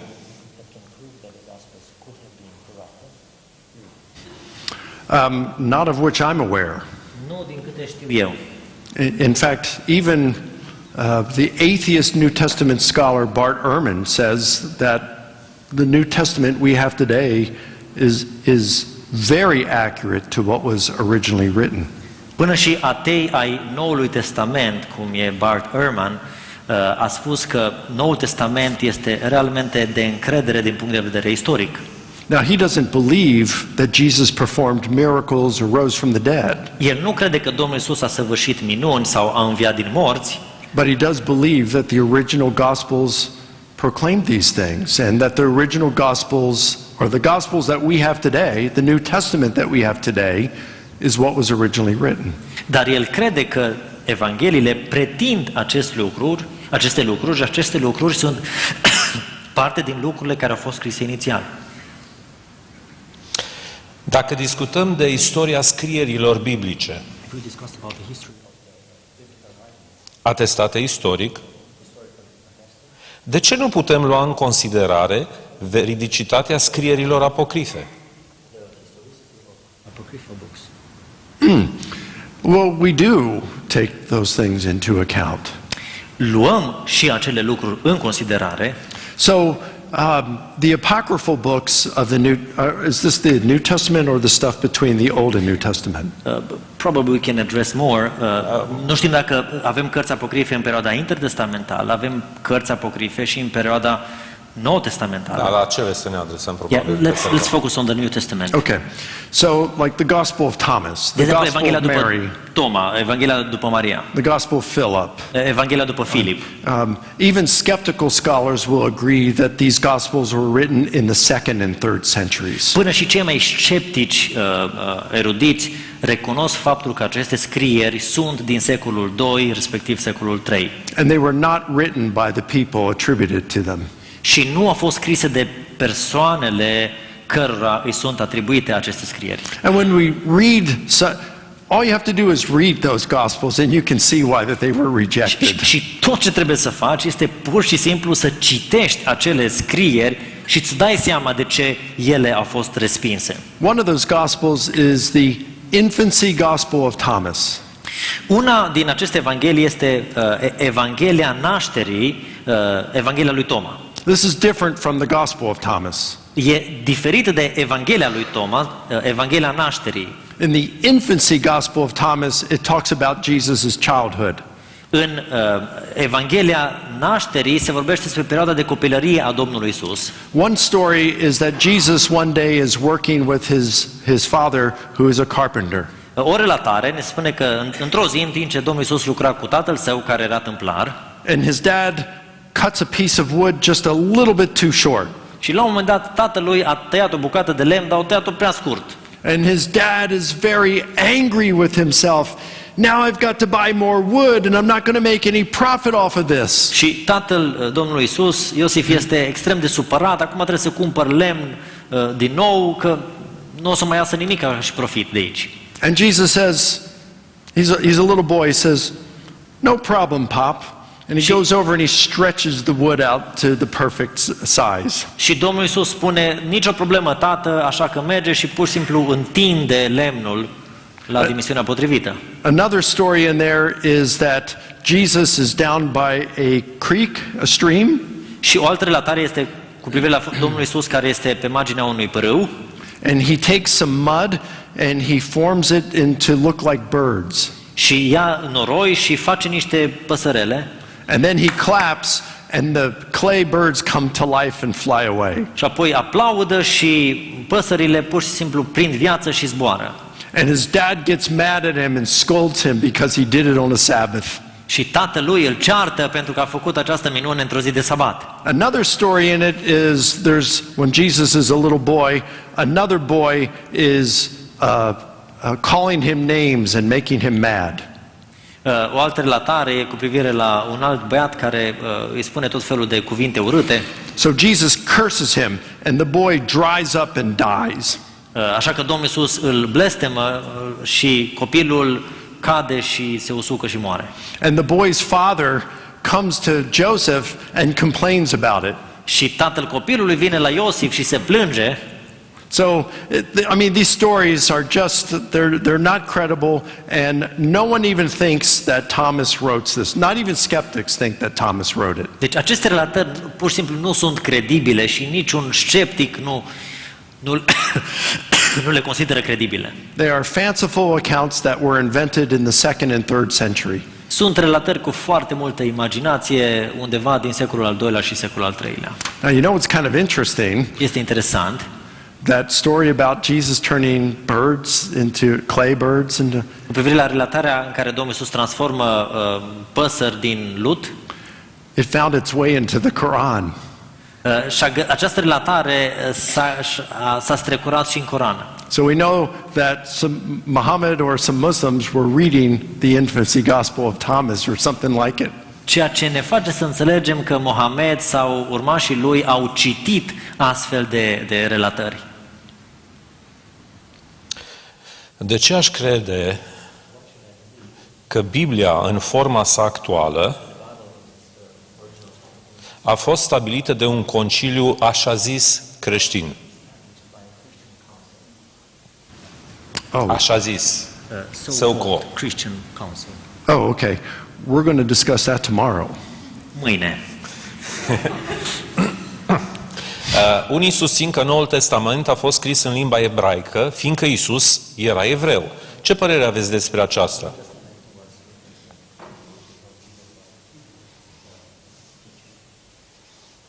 So, the only part of the New Testament that may have been written in Hebrew is Matthew's Gospel. Singura parte care e posibil să fi fost scrisă în limba ebraică este Evanghelia după Matei. Papias reports that Matthew wrote his Gospel in the Hebrew dialect. Papias relatează faptul că Matei și-a scris Evanghelia sa în dialectul evreiesc. And there are, including Papias, there are 7 early church fathers who say Matthew wrote in Hebrew. Și mai sunt și alți părinți ai bisericii care relatează faptul că Matei ar fi scris în ebraică. The problem is we don't have any Hebrew manuscripts of Matthew.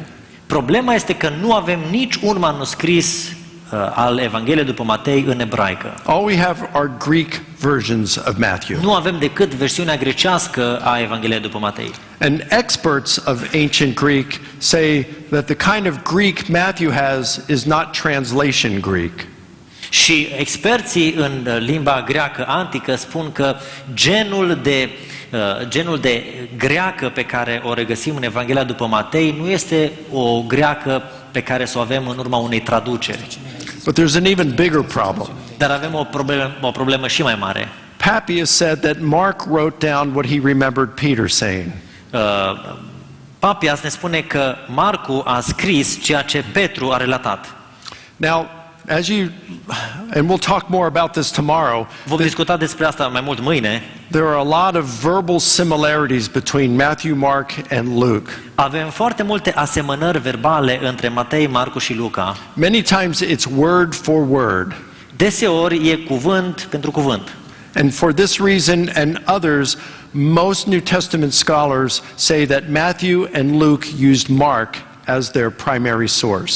Și din aceste motive sunt foarte mulți care argumentează faptul că Matei și Luca au folosit foarte probabil Evanghelia după Marcu drept sursă principală.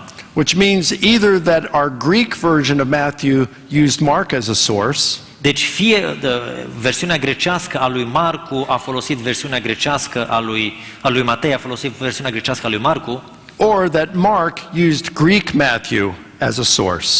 sau Marcu a folosit versiunea grecească a lui Matei. But Papias says that Peter wrote what he remembered, that Mark wrote what he remembered Peter saying.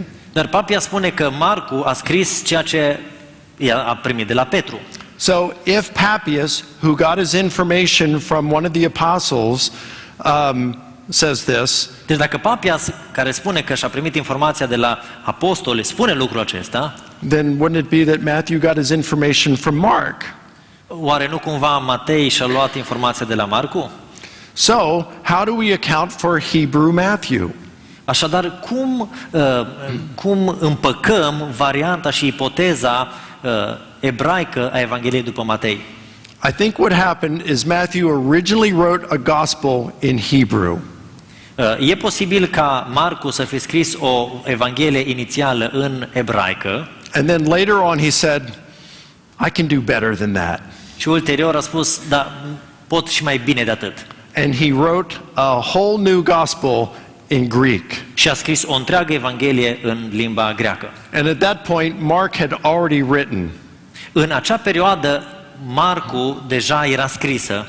So he asked his secretary to take some notes. Așa că el și-a rugat secretarul să ia niște notițe. And he says, use Mark as a source and use my notes and write an all new gospel. Folosește Marcu drept sursă, folosește notițele mele și așa avem Evanghelia după Matei. Now, your question might be, why use Mark as a source if Matthew is an eyewitness?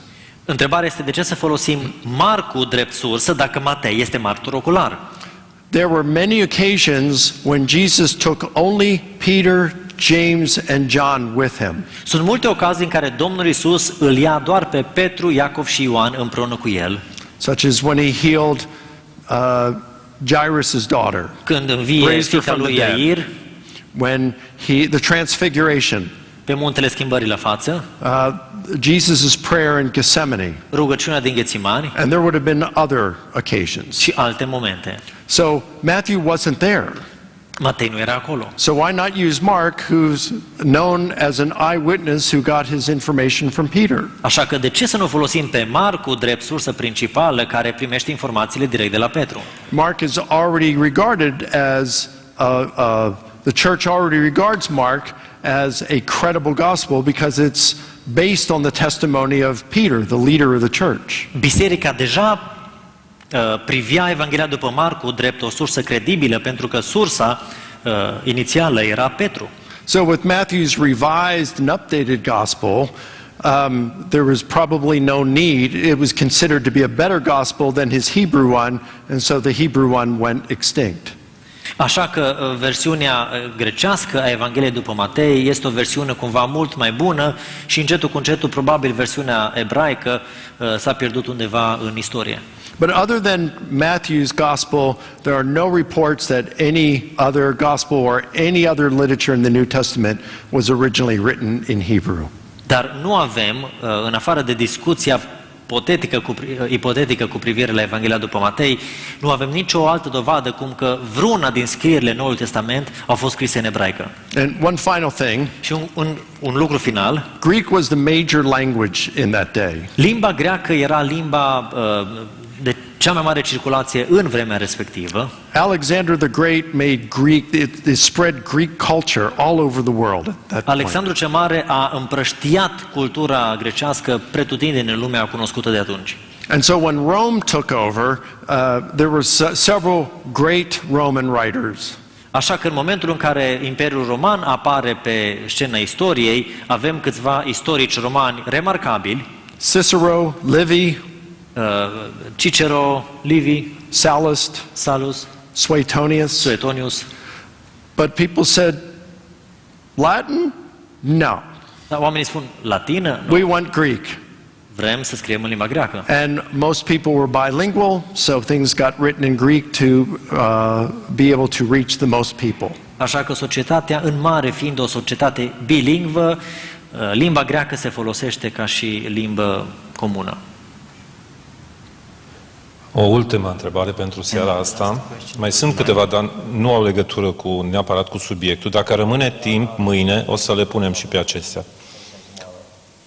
Cum se calculează ce cuvinte sunt îndoielnice și ce cuvinte au grad ridicat de autenticitate?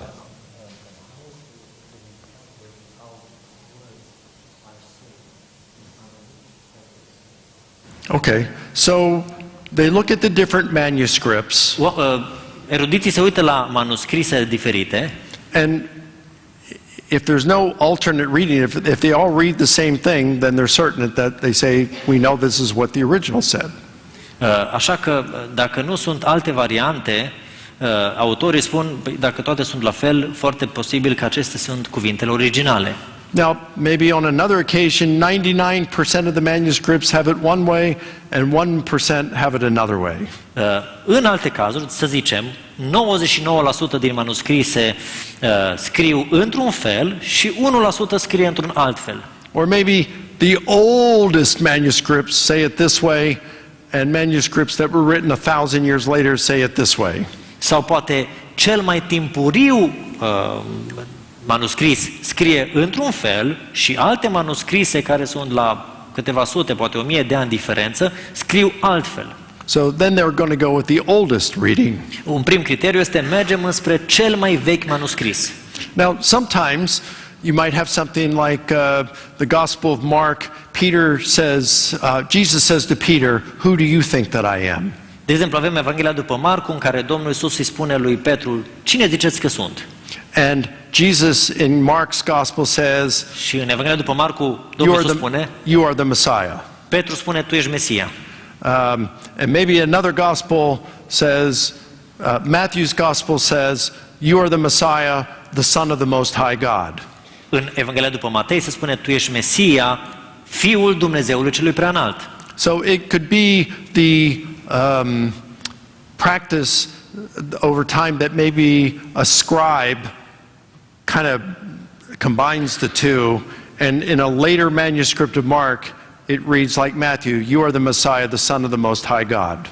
E posibil ca un scrib, având versiunea după Matei, la un moment dat când a scris Evanghelia după Marcu, când a copiat-o, să fi inserat pur și simplu aceste cuvinte. So sometimes, a lot of times, it's fairly easy to be able to guess why the discrepancy in the manuscripts exists. De cele mai multe ori putem explica foarte ușor, am putea spune, de ce apar anumite variante textuale și anumite discrepanțe textuale.